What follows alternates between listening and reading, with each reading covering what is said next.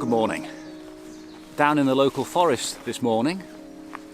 Very quiet down here. A lot of growth as well, but that's what you get in the middle of summer. Sorry, I'm just trying to find the path. And I'm shooting with the 8x10, I'm glad to say. I've had a couple of trips recently with the digital cameras. And yeah, they've been enjoyable, but I just don't connect with them the same. I find it a little bit impersonal. They're absolutely fantastic for when it's dark, you know, sunrise and sunset. But my heart's in the sort of forest and the slower pace of photography. I enjoy seeking out an image and working on it for quite some time. So I'm hopeful this morning, with my grand total of 4 sheets of film, that I'm going to get something which will merit printing.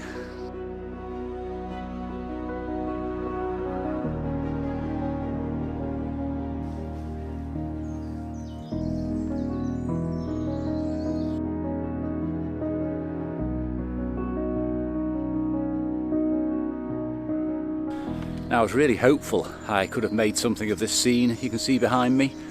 I've been here once or twice before and I've made it work sort of, but I'm very limited with my camera setup and lenses today. Just got the 300mm Nikkor today, which is a standard lens, and I can't really get in close enough. There's too much distraction in the background.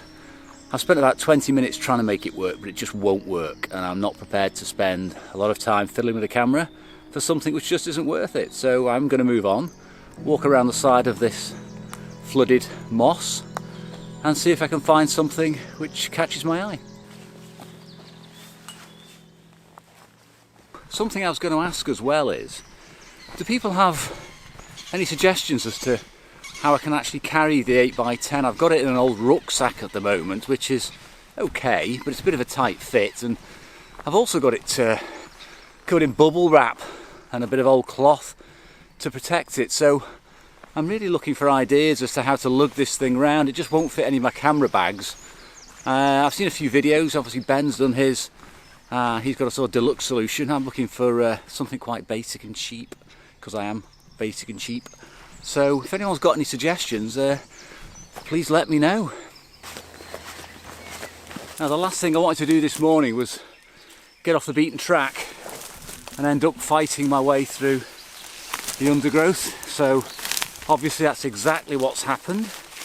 Rather than go back to the road and do it properly, I've come through the thickest part of the forest, and worst of all, if I stop for more than a couple of seconds, I become a buffet for every single horrible flying insect, midge and mozzie Delamere can throw at me.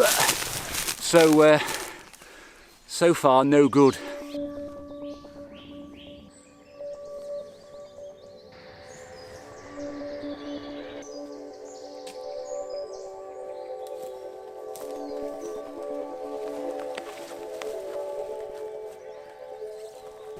Right, I'm pleased to say I've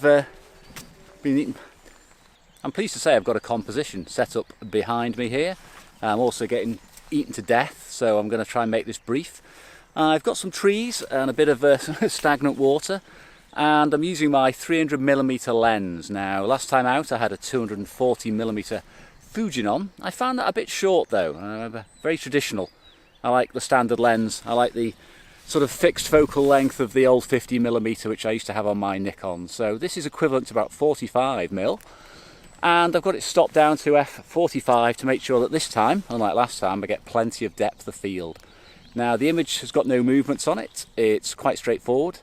It's going to be 1 second at f45 using Ilford HP5 Plus. Now, I'm using the HP5 Plus because I get better shutter speeds. Last time out I just had the FP4. This time I've got a bit more room for manoeuvre. Now, something else I'm using for the first time today is the lens board adapter from Intrepid. Now, I like to shoot 4x5 and do occasional 8x10, and I want to use the same lenses. I don't have a dedicated 8x10 lens. The lens I've got today is the 300mm, as I mentioned. This is a standard focal length for 8x10. It's a very compact lens. Not a huge image circle, so I can't do a lot of movements. Having said that, I've got a bit of front rise on here for the shots, and it came out okay. I think it's pretty bright all around the image. The lens board adapter though is something which sits inside the front standard. Now this is the typical Sinar size plate, which I had my 240mm Fuji fitted to. But it's quite big, quite heavy if you have each lens on there, and I don't want to keep swapping the lenses over from the 4x5 Technica plate. So this is an adapter, just sits in place permanently for me, and means I can swap my lenses quickly between 4x5 and 8x10. Brilliant.